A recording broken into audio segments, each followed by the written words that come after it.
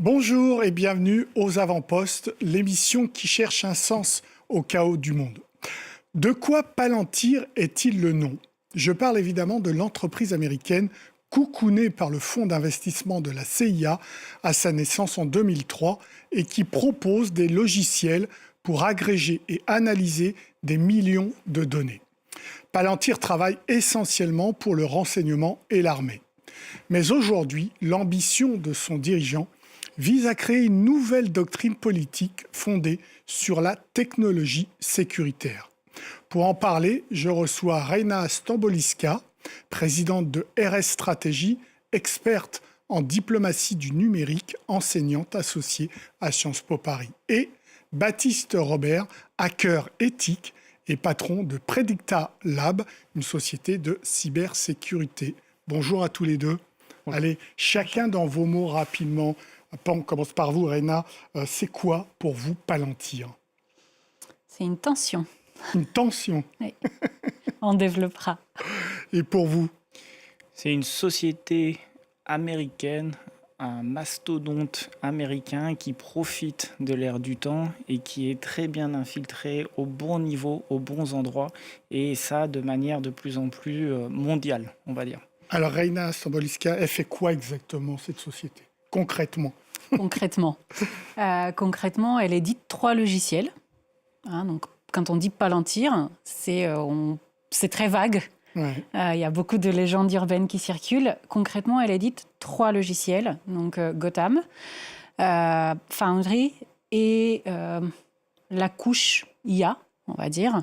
Donc, ce que fait Gotham, c'est surtout ce logiciel-là qui est à destination des fonctions, on va dire, de police, justice, armée, renseignement. Il y a Foundry qui est quelque chose qui est beaucoup moins connu parce que ça fait moins rêver. C'est vraiment de la gestion de flux logistiques. D'accord. Typiquement Airbus et clients Palantir sur Foundry. D'accord. Donc, voilà. Et la couche IA qui vient qui s'appelle IP, donc plateforme IA quoi, qui vient un peu orchestrer, fabriquer du sens, etc., qui est une surcouche, qui peut mobiliser des modèles de langage qu'on connaît sous leur nom, on va dire, grand public, tels que Claude et autres, mais pas seulement. Donc voilà. Ce que fait Gotham, c'est fabriquer du sens à partir de données disparates. Ouais, en français simple, oui, tout à fait. c'est, imaginez, vous êtes un détective en herbe, et vous devez faire la lumière sur qui a tué Monsieur Dupont. Oui. Et donc, comment vous allez faire? Vous allez avoir en fait un tas de types de données différentes qui vont être des rapports, des enregistrements, vidéos, audio, peu importe. Des images, des photos. Vos propres notes, vos observations, etc. Et donc, pour vous, travailler ces matériaux-là, ça prend du temps, etc. Donc, si vous voulez, en fait, pouvoir commencer à faire des connexions entre ces éléments-là, ça va vous prendre beaucoup de temps, vous pouvez rater des choses, vous faites aussi de l'inductif, vous revenez sur ce que vous avez fait parce que vous... Et donc, Gotham fait tout ça.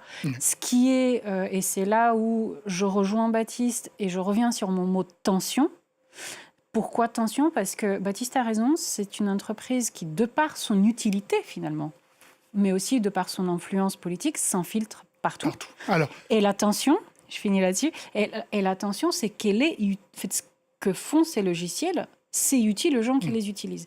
Ce qui crée en fait une dépendance autre, sur laquelle je pense que vous allez nous relancer. Je voudrais d'abord qu'on écoute son dirigeant, qui n'est pas seulement son fondateur également, qui s'appelle Alexander Karp. Il s'exprimait le 12 mars 2026 sur CNBC, donc c'est une télévision américaine. Et évidemment, les grands reproches qu'on fait à Palantir, c'est l'intrusion dans la vie privée. C'est évidemment le 4e amendement de la Constitution américaine qui préserve le droit à la vie privée. Et on lui posait la question, est-ce que Palantir préserve le droit à la vie privée, ce fameux 4e amendement? On écoute sa réponse. Le 4e amendement ou toute autre extrapolation ne s'applique pas aux adversaires sur les champs de bataille. Nous sommes plutôt confrontés à des personnes qui veulent nous tuer et qui veulent tuer les hommes et les femmes les plus nobles de la nation. Et d'ailleurs, l'armée américaine est la seule institution de ce pays qui est respectée par toutes les couches de la société. L'armée mérite de pouvoir utiliser la technologie la plus avancée et la plus létale qui soit, et chez Palantir, nous allons faire tout notre possible pour cela. Qu'elle provienne d'Anthropic, d'OpenAI, d'Elon Musk et de X, ou encore d'NVIDIA ou Google, peu importe. Nous sommes engagés à fournir aux combattants la meilleure technologie, et d'ailleurs, je sépare cette question de celle d'ordre domestique. Je considère aussi qu'il y a beaucoup de raisons pour limiter l'usage de ces technologies dans le contexte du maintien de l'ordre et dans d'autres cas, parce qu'elles sont si puissantes qu'elles pourraient, même dans le cadre légal, bafouer les droits conférés par la Constitution avec les premiers, deuxième, quatrième et cinquième amendements. Alors donc là, clairement, il rassure sur la vie privée des citoyens américains et autres, je l'espère, mais il est très clair, ça doit servir à l'armée. On peut être là pour le coup en confiance sur cette séparation, Baptiste. Alors, il y a plusieurs sujets dans ce qu'il évoque. Et on pourrait résumer son intervention par la fin justifie un peu les moyens. Voilà. Complètement. Il faut se mettre dans l'état d'esprit américain. C'est qui est une culture différente de la nôtre, encore une fois. Son point de vue, c'est de dire les États-Unis ont des ennemis. Il est légitime pour nous de défendre notre territoire, nos intérêts, notre sécurité nationale. Et nous, Palantir, entreprise privée, nous allons mettre tous les moyens possibles à disposition pour que nos soldats américains puissent lutter contre ces ennemis. En soi, c'est relativement expliqué comme ça, c'est relativement louable, si on peut dire. Qu'est-ce que fait la technologie? Pour revenir un petit peu sur ce que disait Reina, en fait, la technologie de base, elle met en relation des silos de données qui sont disponibles dans des entités, que ce soit des entreprises privées ou des entreprises publiques. Et en fait, on a tous dans nos entreprises plein de données qui sont différentes formes, utilisées, pas utilisées, qui sont stockées, et Palantir vient, les reformate, les structure, va les mettre au même endroit dans ce qu'on appelle un data lake, un lac de données, et ensuite va faire des corrélations à l'aide de ces différents logiciels. Et dans les applications qu'il y a notamment les applications militaires, il y a les applications en termes de renseignement, et il faut dire ce qui est, et c'est la vérité, leur logiciel marche bien. Ça fait 15 ans et ça marche plutôt pas mal. Ouais. Alors, une fois qu'on a dit ça, on n'a pas dit grand-chose. La réalité derrière et les problématiques qui en tirent, c'est que, et on le voit dans son intervention, ils ont un agenda. Il y a un agenda politique, il y a un agenda culturel, il y a un agenda philosophique derrière qui n'est absolument pas le nôtre et qui parfois peut être contraire aux intérêts des Français, aux intérêts des Européens. Et ça nous remet en perspective l'importance de pouvoir maîtriser en fait ce type de technologie. Parce que ça va assez loin. Là. Je voudrais vous faire écouter un extrait que j'ai tiré de son livre qui a été publié l'année dernière en 2025, qui s'appelle « The Technological Republic », donc la République technologique. Et vous allez voir qu'il est assez clair pour lui, très clairement, tous les ingénieurs de la Silicon Valley doivent travailler pour la sécurité nationale. On écoute un extrait de ce livre. L'élite des ingénieurs de la Silicon Valley a l'obligation expresse de participer à la défense de la nation et à l'élaboration d'un projet national. Quel est ce pays? Quelles sont nos valeurs? Et que défendons-nous? Et par extension, de préserver l'avantage géopolitique durable, mais fragile, que les États-Unis et leurs alliés en Europe et ailleurs ont conservé sur leurs adversaires. Reina, c'est clair là, hein, on met les ingénieurs, les chercheurs, les scientifiques dans la direction commune, c'est la défense nationale. C'est un grand gloubi-boulga. C'est un grand micmac de plein de choses dans ce qui est dit. Baptiste a commencé à le nommer, mais je vais prolonger. Les États-Unis, c'est un grand pays avec 51 États fédérés. Et au sein des États-Unis, chaque État est un État qui, en fait, c'est un grand consortium d'États qui parlent tous le même anglais, la même langue qui est l'anglais. Mais quand vous pensez aux gens qui habitent New York et aux gens qui habitent Washington DC et aux gens qui habitent la Silicon Valley, sociologiquement, c'est pas la même. Culturellement, c'est pas la même. Historiquement, c'est pas la même. Enfin, et donc, quand il parle de la Silicon Valley, parce que c'est pas juste qu'il est américain, c'est que c'est un pur produit aussi de la vallée. Et ça, je vais pas faire le travail qui a déjà été fait par d'autres. Donc, je renvoie nos amis qui nous écoutent et regardent à un livre qui s'appelle La Tech, quand la Silicon Valley refait le monde, de Lévi Alexandre, qui a passé 7 ans vécu, qui était à la Silicon Valley, donc il les connaît bien. Et c'est ça qu'on retrouve, parce qu'en fait, ce qu'on voit dans la Silicon Valley, ce n'est pas un magma uniforme. Ça veut dire quoi, les ingénieurs ? Il y a des personnes d'origine chinoise, des personnes d'origine indienne, des Européens, des Européennes. Il y a plein de gens comme ça. Et la défense nationale, dans la bouche d'Américains, c'est quelque chose qui est très précis et qui n'est pas du tout quelque chose qui est compris par nous en France, de la même manière, qui n'est pas, c'est pas compris de la même manière chez nos amis allemands, chez nos voisins belges, etc., etc. Alors, Baptiste Robert, est-ce que ça veut dire vraiment que ce n'est pas qu'une simple entreprise, que son dirigeant, quand il rédige un tel livre, quand il appelle à ce que l'ensemble des ingénieurs, des scientifiques participent à la sécurité nationale, ce n'est pas une doctrine nouvelle et une vision politique ? On le voit qu'il y a une vision politique. D'ailleurs, ils ont publié en ce sens-là tout un manifeste assez récemment. L'entreprise en elle-même, c'est une entreprise privée qui a des... Oui, c'est 22 recommandations issues de ce bouquin, justement, qui ont été publiées en avril. Et on voit qu'ils ont des liens très étroits avec l'administration Trump. Ils ont énormément profité de l'arrivée de Trump au pouvoir pour justement étendre leur influence dans les différents deals qu'ils vont faire un peu partout dans le monde. En réalité, ils sont au niveau des chefs d'État, c'est-à-dire que Alexander Karp qu'on a vu, il a le même statut parfois qu'un chef d'État en fait. En réalité, il va discuter avec ces gens-là pour récolter parce qu'il est placé au bon endroit. Parce qu'il y a un intérêt stratégique pour un pays comme les États-Unis à avoir une technologie aussi puissante infiltrée partout. Parce qu'une fois que vous êtes posé dans différents services de renseignement, dans des très grandes sociétés un peu partout dans le monde, pour vous déloger, c'est un peu plus dur.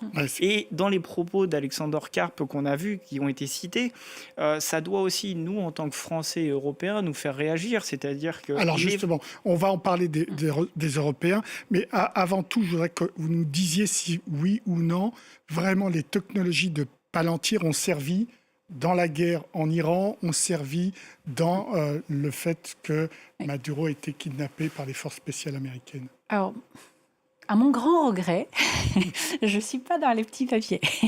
Ça aurait été absolument passionnant.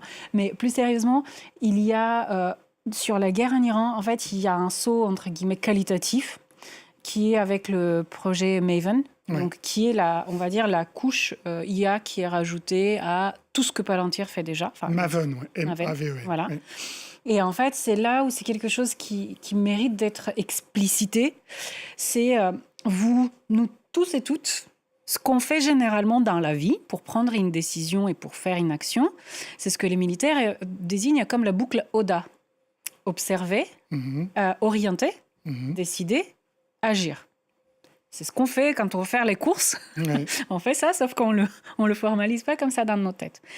Et en fait, donc vous avez l'espèce de couche comme ça d'aide à la décision automatisée qui vient se greffer, donc qui est le projet Maven, qui vient se greffer sur toute l'intelligence de données que Palantir fait déjà, propose déjà. C'est-à-dire que Palantir n'est pas un data broker, c'est pas quelqu'un, c'est pas une entreprise qui collecte des données pour les revendre. Ce qu'elle fait, c'est elle met une couche qui fabrique du sens. Voilà. Donc elle est venue mettre une couche sur les données de l'armée et des services de renseignement. Voilà. Et elle a mis une couche d'IA, donc d'aide à la décision automatisée, qui en fait permet d'accélérer cette boucle ODA, donc entre ce que j'observe et à quel moment j'agis et à quel endroit, qui permet en fait d'accélérer ça de manière, un facteur, je ne sais pas combien, parce que c'est quand même, ça reste du confidentiel aussi.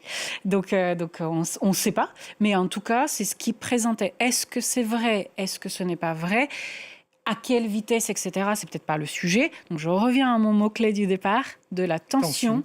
C'est que nous avons, en fait, quelque chose, et c'était très clair dans son intervention, là aussi, de la citation du livre, qui est, en fait, quels sont les cadres légaux qui permettent, justement, d'avoir des garde-fous et d'avoir, en fait, des partenaire. Ouais. Parce que c'est très bien de le dire comme ça sur un bout de table et de dire partenaire, mais en fait, est-ce qu'on est traité en partenaire ou est-ce qu'on est traité en vassaux? Alors, on y reviendra sur l'Europe. Je voudrais là qu'on regarde aussi, vous parliez tout à l'heure des 22 points, 22 recommandations qui sont en fait issues du livre de Karp. Je voudrais qu'on en voit une, c'était le point 4 qui ressort donc de ces 22 recommandations. Écoutez, les limites du soft power de la seule rhétorique enflammée ont été mises en évidence. La capacité des sociétés libres et démocratiques à triompher exige bien plus qu'un simple appel à la morale. Elle requiert une force coercitive et cette force coercitive au XXIe siècle reposera sur des outils numériques. C'est clair là? C'est extrêmement clair. On peut pas l'idée, c'est on gouvernera par la force, appuyé par des outils numériques, oui. Et Palantir sera cet outil numérique-là. C'est ça leur vision. Après, qu'on l'accepte, qu'on soit d'accord ou pas, il n'empêche, c'est comme dans la cour de récré, quand quelqu'un veut se battre avec vous, il y a un moment donné, il va finir par vous frapper. Oui. Et dans la citation qu'on a vue précédemment, où il y a quand même une mention des alliés européens, et on peut dire ce qu'on veut sur les Américains, ils n'ont aucun intérêt à complètement nous laisser tomber non plus. Et la question de dire est-ce qu'on est des alliés, est-ce qu'on est des vassaux, c'est un vrai sujet. Le fait d'avoir une relation avec les Américains ne nous empêche pas d'être intelligents pour autant et de se dire ils ont un Palantir, on n'est pas plus bête que les Américains. On a des ingénieurs qui sont aussi performants que les Américains. Pourquoi nous, on serait incapables, et d'ailleurs il y a des tentatives et il y a des projets dans ce sens-là depuis des années, de créer un Palantir français ou même européen de manière à oui, mais ça je l'entends depuis 10 ans. Et c'est des sujets qui sont là depuis 10 ans. Je l'entends depuis 10 ans. Pourquoi on est en échec? Oui. Et pourquoi on est en échec? C'est une vraie question et c'est un vrai échec industriel français au départ et ensuite européen, de se dire pourquoi on n'est pas capable de concurrencer. Est-ce que vous pouvez répondre à cette question? Pourquoi on est en échec? En fait, c'est quoi le succès? Ça dépend de comment vous c'est d'avoir une solution qui marche. Oui, voilà. Par exemple, c'est de remplacer Palantir à la DGSI, à la Direction Générale de la Sécurité Intérieure. Donc au renseignement français. Ouais. En fait, il y a différents sujets. C'est pour ça que je vous disais, la Silicon Valley, c'est un endroit qui est très particulier. Ce qui me fait doucement rire, pour revenir sur le point 4, là, c'est que les gars qui nous expliquent la démocratie, machin, tout ça, alors que leur cofondateur, en fait, depuis les années 80, avant même qu'on soit né avec Baptiste, Peter Thiel, en fait, lui n'arrêtait pas de dire que... Pas pour moi, c'est quelqu'un qui a écrit des livres pour expliquer que la démocratie n'est pas un régime de gouvernance voilà. Donc expliquez-moi pourquoi la DGSI ou Airbus fait confiance à une boîte dont vous pensez que le cofondateur n'est pas un démocrate? Parce que il y a la lecture se fait en fait à différents niveaux. Si on regarde que je ne vais pas mettre des mots dans la bouche de gens que je ne connais pas. Je n'étais pas là quand les décisions ont été prises, donc je ne sais pas. Et comment ils traitent justement la dissonance entre posture civilisationnelle, ce qu'on lit, et ce que fait le logiciel. Attention. Ce que je constate, et je reviens à la question de pourquoi on n'a pas un équivalent européen, c'est parce que, encore une fois, la Silicon Valley, c'est un endroit particulier. L'Europe... Jusqu'à 2016, c'était 28 États membres. Est-ce que demain, vous demandez à 28 de vos amis de vous rencontrer pour déjeuner, vous allez mettre combien de mois pour avoir tout le monde autour de la table? Oui, mais Baptiste disait que même la France était capable de le faire. En fait, là, c'est une question d'échelle. La France toute seule contre les États-Unis, il faut arrêter, ça ne marche pas. Donc, la bonne échelle, l'échelle pertinente, c'est l'Europe. La question, c'est que si à chaque fois on se tire la bourre, excusez la familiarité, mais si à chaque fois il faut que tout le monde, donc maintenant 27 États membres, 27 histoires, 27 cultures différentes, 27 maturités industrielles différentes, comment est-ce qu'on met ça ensemble. Oui, mais enfin, il y a des pays prend qui sont du plus temps. ou moins en avance. Bien sûr la que France, l'Allemagne, Bien sûr, a des mais c'est pas technologies. pour autant Baptiste. c'est pas pour autant, juste pour finir ça, c'est pas pour autant que c'est la France qui a raison. Oui, oui. Et donc toute cette négociation, Elle a raison d'être autonome quand même. elle l'est pas. Oui, mais elle a raison de le vouloir. Pour répondre à la question sur Airbus ou la DGSI, il faut être extrêmement clair. Ils n'attendent que ça, d'avoir une alternative et de pouvoir choisir. D'accord. Donc il n'y a pas d'offre. Il n'y a aujourd'hui pas commence. d'offre qui permet de répondre à leurs besoins business. Parce D'accord. Avant tout, qu'on soit un Airbus, par exemple, quand on est un service de renseignement, on ne peut pas passer d'une solution qui fonctionne à 100% et de se dire bon, on va prendre une offre dégrader. un peu moins bien, Ouais. c'est 90%, bon, si on laisse passer un attentat de plus, bon, c'est pas grave. Ouais. Ça ne marche pas, on peut pas. Alors, tout le monde est bien conscient de la différence des fondateurs, des contradictions idéologiques, mais il n'empêche, aujourd'hui, il n'y a pas d'équivalent technologique qui fasse le même boulot. Et la question qui est derrière, c'est de se dire, et c'est peut-être un sujet aussi européen, c'est de se dire comment, on n'a pas besoin d'être 27 autour de la table, Oui. comment on crée une entreprise, un géant, parce que Palantir a mis 15 ans à faire son premier trimestre positif. Et c'est ça la différence entre nous et les Américains. C'est que pendant 15 ans, ils ont perdu de l'argent. Pendant 15 ans, il y a des gens qui ont mis de l'argent, et énormément d'argent, des millions et des millions, en perdant de l'argent. Et parce que derrière le soft power, qui était la phrase qu'on a vue ensemble, ils se sont dit on va créer un géant technologique et on va y mettre beaucoup d'argent sur du long terme de manière à Donc, avoir cette offre. l'argent et les compétences. Je suis moins d'accord. Dans le sens où, en fait, les décisions d'investissement ne sont pas faites de la même manière. Il y a deux choses. Il y a la complexité, la tension. La complexité, en fait, c'est pas comme si vous appuyez sur un bouton et pif, ça marche. C'est pas du tout ça. Et donc, nous, on a, en fait, le contrat des GSI, il a été fait vraiment dans l'urgence après les attentats de 2015. Oui. Et là, le renouvellement a été fait que de 3 ans parce que des projets sont en cours de montage. Mais justement, cet enfermement, c'est pour ça que je vous dis, c'est utile et c'est bien le problème. Oui. Et donc, on a une autre question, c'est que maintenant, on arrive un peu en mode pleureuse. Oh là là, mais pourquoi on n'a rien fait? Mais parce que aussi, nous, pendant 15 ans, on a été d'accord de nourrir des acteurs Étrangers. en fait, de les payer pour que leur solution s'améliore plutôt que d'investir chez nous. Et après, on vient à la fin avec un constat. Ah oui, mais ça marche pas. Bah non, mais c'est la faute à qui. Enfin, Ouais. je veux dire, la Donc, responsabilité, Baptiste Robert, elle est en fait, partagée. pour accepter que l'offre qui n'est pas étrangère, donc qui est française ou européenne, soit légèrement dégradée. Parce que c'est en dégradant l'offre, mais en lui donnant une importance et des commandes qu'elle va se mettre au niveau. Si on attend du 100%, on va peut-être pas y arriver. Alors, ça dépend des conditions et du business. C'est toujours le même sujet. Oui, mais là, on n'est pas dans du business. On est au-delà, on est dans du politique, là, attention. On est dans l'autonomie. Mais la vérité, c'est que dans les entreprises, c'est pas du politique. Non. La DGSI, c'est du politique. On veut gagner de l'argent. Non, c'est institutionnel, dans les c'est services de administratif. renseignement. Si, c'est du politique, croyez-moi. Certes, mais dans les services de renseignement, ils ont des contraintes opérationnelles qui sont aussi Oui. très fortes. Et on ne peut pas enlever ça en y mettant de la politique par-dessus. Et on ne devrait pas. Au contraire, la question, c'est effectivement comment on met une alternative au même niveau et comment on pousse là-dessus. Je ne suis pas d'accord sur le fait qu'on n'ait pas essayé. Depuis, effectivement, on essaie. la Palantir à la DGSI, par exemple, c'est 2016 et ça a été pris rapidement à la suite des attentats. Quasiment tout de suite derrière, Je il sais y a bien. eu un constat de se dire Je sais on n'en veut pas, il faudrait qu'on ait notre propre Et truc. donc 2016. 10 ans. Et donc 10 ans. Et 10 ans. Donc, il y a un problème d'exécution.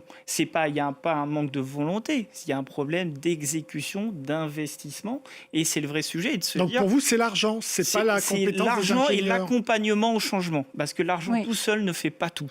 C'est l'accompagnement au changement et comment de se dire, il y a un moment donné, il faut faire comme les Américains font, il faut en prendre un et dire, toi, tu seras le champion. Par contre, je vais te cadrer et tu ne bougeras plus et Donc, on va un aller acteur dans cette économique, direction une ensemble. entreprise, vous voulez dire. Oui, Ouais. un acteur privé et l'emmener. C'est ça, ce qui pose en fait chez nous en Europe le sujet de c'est quoi la sécurité nationale. Attention, Oui. les Américains ont une compréhension extrêmement claire Oui, qui c'est est pas la le cas chez leur nous. du sujet. En Europe, Dans l'Union européenne, il n'y a pas de doctrine, il n'y a pas une définition unique. Donc, entre la sécurité nationale vue de la France, la sécurité nationale vue de l'Allemagne, la sécurité nationale vue de la Roumanie, c'est pas la même chose. En fait, c'est pas la même chose. Vous êtes d'accord avec Et lui, il donc- faut prendre une société et la suivre? Alors non, moi non. D'accord. En fait, pourquoi? Je vous explique pourquoi. C'est parce que en Europe, ce qu'on oublie souvent, et avec Baptiste, on est des exemples de ça, c'est chacun justement à sa façon, on a des spécialistes sectoriels. Les contraintes opérationnelles de la DGSI en France sont pas les mêmes que les contraintes opérationnelle de la police judiciaire du Land de Bade-Württemberg en Allemagne. C'est pas la même. Et donc du coup, et c'est là où on perd aussi beaucoup de choses, c'est que à force de vouloir en fait un truc qui résout tout, on oublie que chez nous, on a des gens qui sont rentables en plus. Ce que Palantir vient de commencer à être, on a des gens qui ont un vrai métier, une vraie expertise et qui font de l'argent. Merci beaucoup à tous les deux pour vos réponses. Un dossier à suivre, évidemment. Aux avant-postes, c'est terminé. Vous pouvez retrouver cette émission sur france24.com, sur nos réseaux sociaux et sur nos podcasts. Au revoir.